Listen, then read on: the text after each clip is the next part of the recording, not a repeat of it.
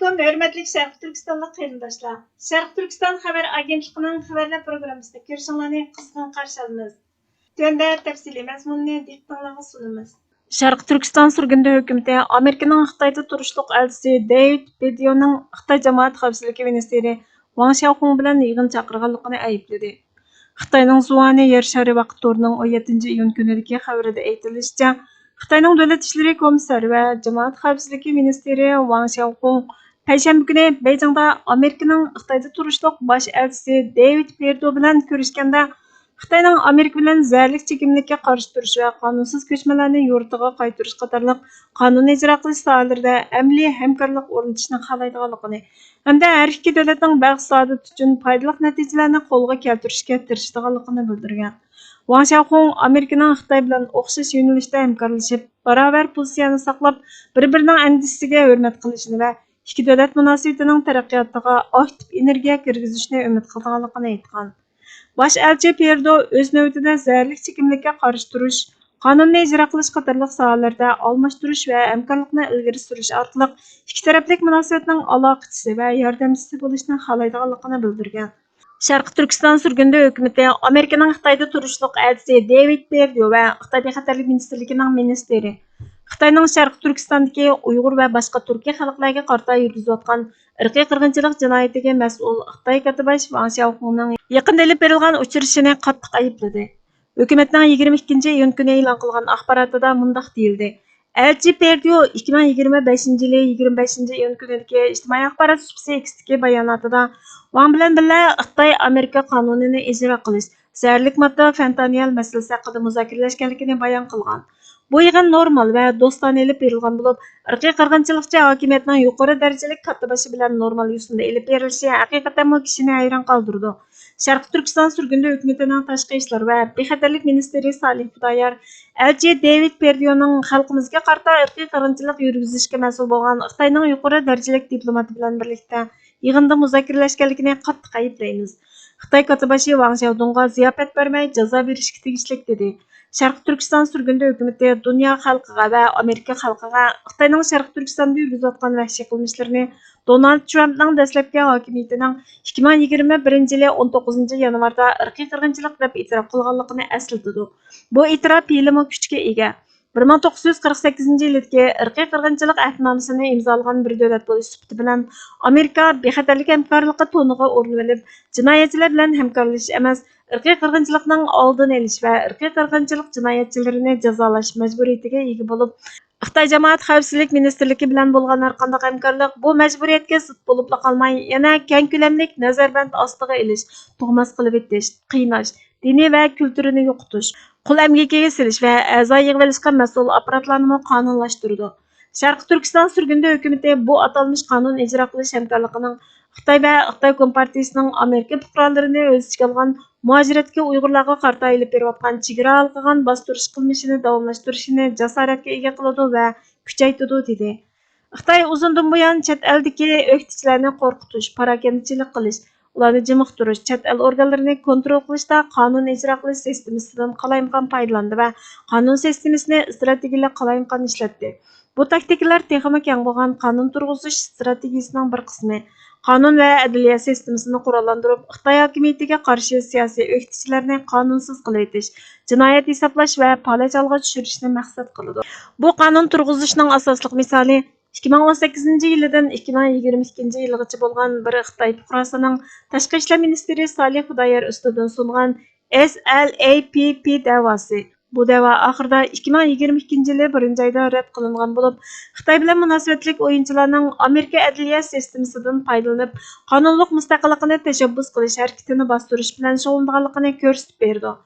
11-iyuldan keyin Xitoy Kompartiyasi Amerika hukumati bilan terrorlik bilan kurash qilish hamkorligi o'rnatdi.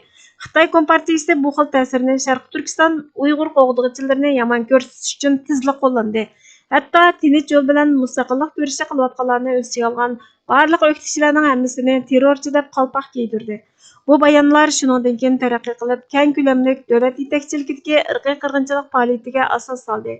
Bugun bunda xatolikni sodir qilish Amerikaning ilgari o'zi e'tirof qilgan Xitoyning irqiy qirg'inchilik va insoniyatga qarshi jinoyat qilmishiga sherik bo'lib qolmasdan, balki yana Amerika qonuniga xiloflik qilganlik va yana munosabatli xalqaro kelishimnoma majburiyatiga xiloflik qilish ma'nosini bildirdi. Sharqi Turkiston surgundi hukumatining Cumhur raisi doktor Mamtavnado Efendi Amerika bir vaqtda jinoyatchilar bilan qo'l siqishib, irqiy qirg'inchilikqa qarshi turadiganligini da'vo qila olmaydi dedi. Wang Xiaohong bilan bo'lgan bu uchrashish diplomatiya emas, balki besqitirishdan iborat. Sharqi Turkiston xalqi yanada azob uqubat chekyotidi. Ularning millionlari nazorat ostida. Turmalar va jazo lagerlarida yoki surgunda. Ular xiyonatchilikka emas, adolatga erishishga loyiq. Amerika qo'sh o'lcham qo'llanishni to'xtatishi va Sharqi Turkistonga Tibetga qilgan muomalani qilib, ishg'ol qilingan davlat deb e'tirof qilishi kerak. Irqiy qirg'inchilik va mustamlika qilib olishga oid nurg'un faktlarga qaramay, o'xshash prinsiplarni Sharqi Turkiston uchun ijro qilishni rad qilish Amerikaning adolat va dunyo kishilik huquq va'dasiga xilof. Bu tengsizliklarni tugutish Tibetning e'tirof qilinishiga aks ta'sir ko'rsatmaydi. U barliq zulm uchragan xalqlarga axloqiy aniqlik va adolat talabini kuchaytirdi. Sharqi Turkiston surgundi hukumati Amerika hukumatini Xitoy Xalq Jumhuriyati bilan bo'lgan barliq bexatarlik, istixborot va qonun ijro qilish imkoniyatini darhol to'xtatishga, Wang Xiaohong va Xitoyning boshqa yuqori darajalik katibashlariga jazo yurgizishga, shundaqla irqiy qirg'inchilik ahdnomasidagi majburiyatini ado qilib, davom qilayotgan vahshiylikning oldini olish va jazolashga chaqirdi. Amerika yana Sharqi Turkistonni ishg'ol qilingan davlat deb e'tirof qilish va uning qonunli demokratik vakili bo'lgan Sharqi Turkiston surgundi hukumati bilan aloqalashi kerak. Hukumatning mazkur bayonoti Tribunal India xabar to'rida 23-iyun kuni tafsiliy xabar qilindi. Amerika Kengash palata a'zosi Pete Rektis Uyg'ur majburiy emgakining oldini olish uchun hal qiluvchi tadbir qo'llanishni talab qildi. NTV xabar to'rining yaqinqi xabariga qaraganda, Amerika Kengash palata a'zosi Pete Rektis, Kengash palata a'zosi Jeff Merkley, John Curtis va Chris Conis qatorliqlar bilan birlikda Xitoyning Uyg'urlarni majburiy emgakka yo'tkishiga qarshi hal qiluvchi tadbir qo'llanishni talab qildi. Kengash palata a'zolari majburiy emgakni ijro qilish xizmat guruhining raisi Kristofer Pratga yozgan ikki partiyali xatida Xitoyning Uyg'ur majburiy emgakining oldini olish qonunini ijro qilishdan o'zini qochirishining oldini olish tadbirlarini talab qildi.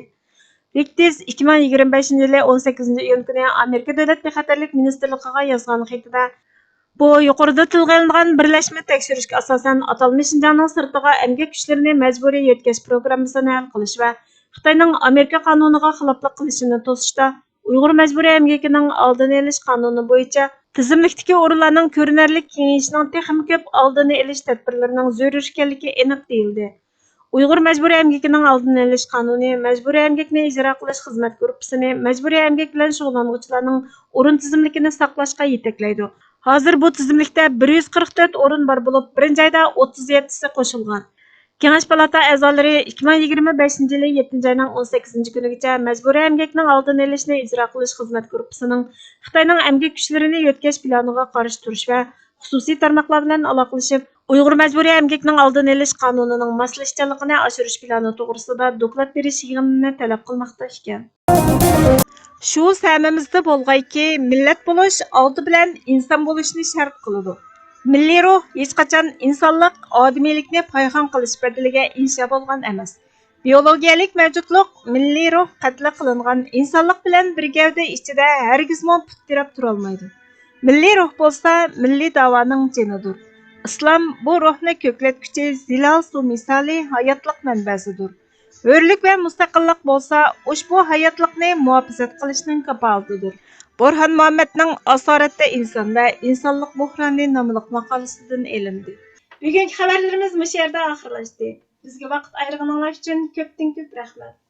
Kelar qitimli programmamiz ko'rishguncha Allohga omonat bo'lgaysizlar.